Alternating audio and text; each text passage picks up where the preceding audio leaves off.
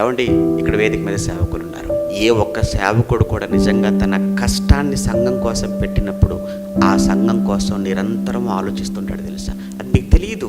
ఎందుకంటే ఒక వ్యక్తిని క్రీస్తు ఎద్దుకు తీసుకొని రావడానికి వచ్చిన వ్యక్తిని క్రీస్తులో నిలబెట్టడం ఎంత కష్టతరమైందో అది కేవలం తీసుకొని వచ్చిన సేవకుడికి తెలుస్తుంది.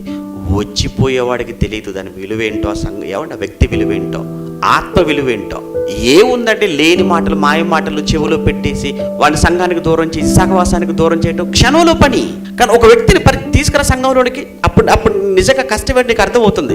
ఎప్పుడైనా కానీ ఒక కొత్త వ్యక్తిని సంఘానికి పరిచయం మీరు చేశారా, తీసుకొచ్చారా, నిలువ పెట్టారా, అది ఎంత కష్టంతో కూడుకుందో అన్న తెలియాలి అని అంటే మీరు చేసి చూడండి ప్రాక్టికల్గా. అందుకని ఎప్పుడు కూడా సేవకుడు బాధపడుతూ ఉంటాడు.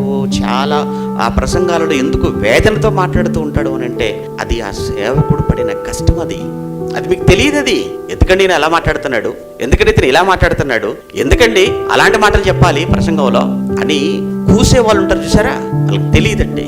పౌలంతటి మహానుభావుడు ఎఫెసు సంఘంలో ఉన్న పెద్దలను పిలిపించి మిలేతుకు ఆ ఎఫెసు సంఘ పెద్దలతో మాట్లాడుతున్నప్పుడు చెప్పిన మాట అంటే తెలుసా?